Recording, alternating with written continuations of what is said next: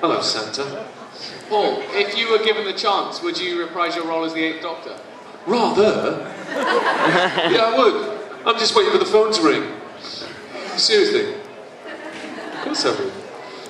And there's always like rumours, aren't there? You know, I think, because Doctor Who, because he's been going for 110 years or something, every year there's an anniversary of this or a commemoration of that, and a rumour of the 5 Doctors and the 10 Doctors doing this, that and the other.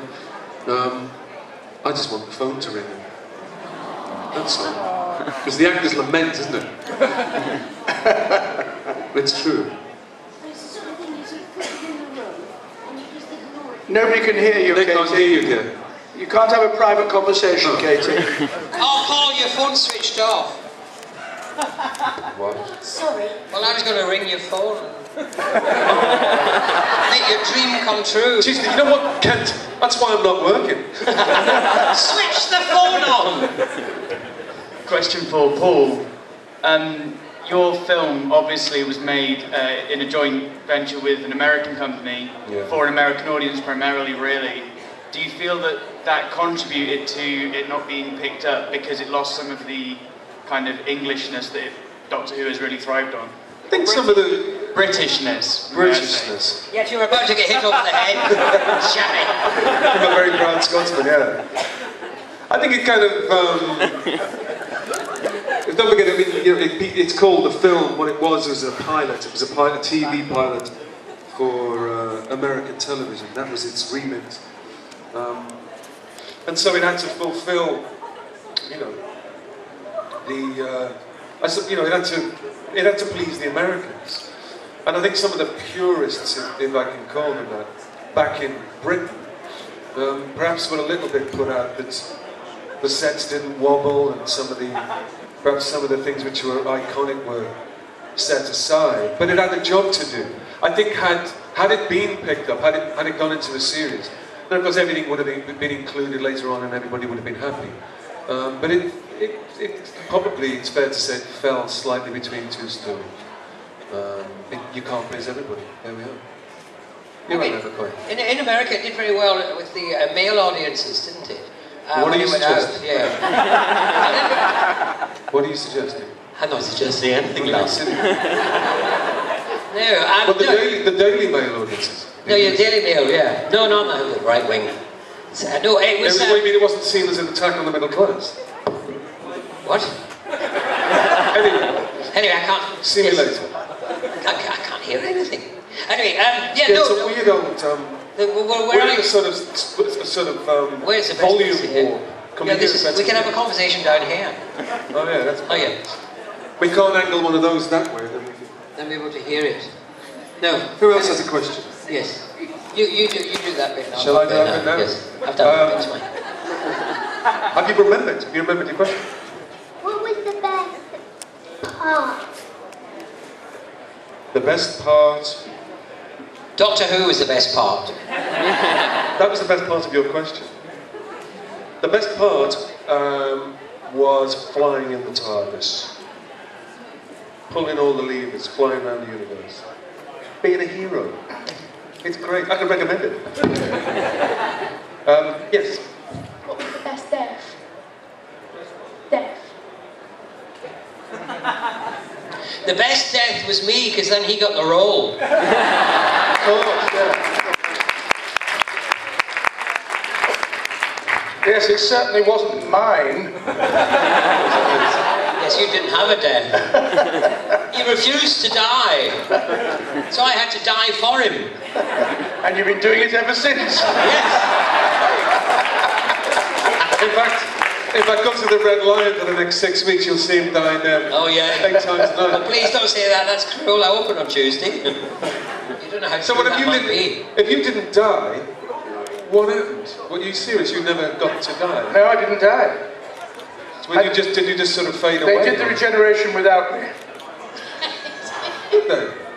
Yeah. Yeah, they stuck me in his costume. They lost me for 3 days. What a squid. But he's much taller than I. Anyway, they put a wig, a curly blonde wig on my head, and put him in his costume. I mean, I look like Harpo Marx. They never actually showed his face. And they couldn't find him for 3 days. Yes, that's exactly. And there was a hell of a costume to follow, if I may say so. Should we take another question? There's a lady with a hand up here. Well, there's a hand. It might not be a lady. All I can see is the hand. Here. There, put your hand up again. That's a young gentleman with glasses. Come, be brave. Head towards the microphone. I'd just like to say before my question that I've been a fan since 1982, and I've never actually seen a Doctor in the flesh before, so it slightly gives me. I was wondering if, in that vein, do you, any of you have favourite stories about fans you've met that have been particularly funny or... Which one? I've got one. Right, please. I've got a fan. No.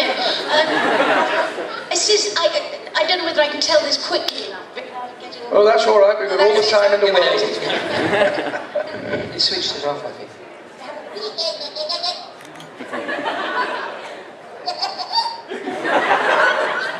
Is that your fan?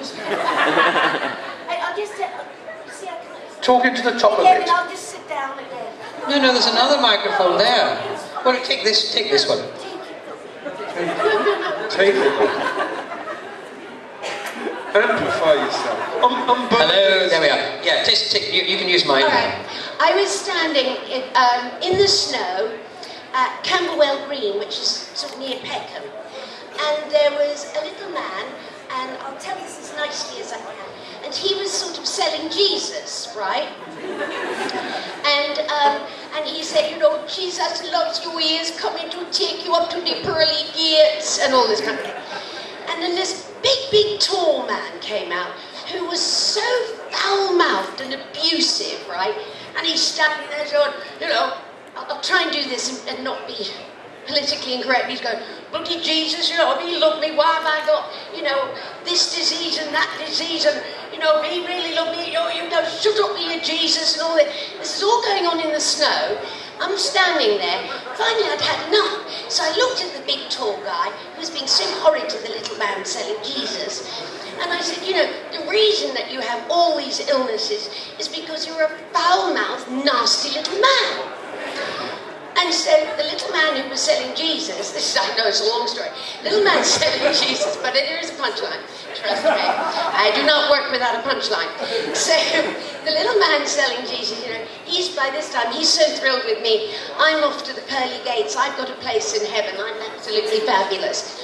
And this nasty little man's still going, and he swore at me. He used a 4-letter word, and I said, good, now you'll have migraines for the rest of your life. Anyway, and there was all this going on, and everybody screaming and shouting in the snow, and a little voice behind me said, excuse me, but are you Katie Manning? So I thought, do I confess or not? So I said, yes. And she pulled out, in the snow, after all this argy-bargy, she pulled out a book, and she said, I've just bought this Doctor Who book for my son. Would you sign it for me? So this row going on, I signed the book, anyway. And then this was about a year or so ago, I came over this year, I got on a bus, pouring with rain, and a little boy came up to me and he said, excuse me, he said, and this was in a completely different area, you signed my mummy's book for me a couple of years ago that she bought me for Christmas. And there he was on another bus in the rain. Isn't that, I thought that was lovely.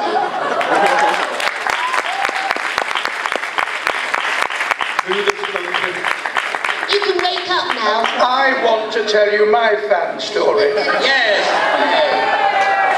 So there I am in a hotel in America at a convention, and I open the door in the morning, and lying across the floor outside my door is a girl dressed as Lieutenant Yates, or whatever his name is. Richard Franklin. Not Richard Franklin.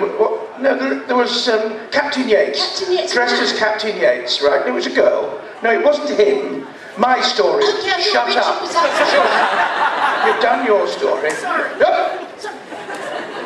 Lying on the floor outside my door, I say, excuse me, what are you doing there? I'm guarding you, sir. I said, well, I don't actually need a guard, and you're guarding me with a dummy rifle. Not very good. No, not a dummy, sir. It's a real one. And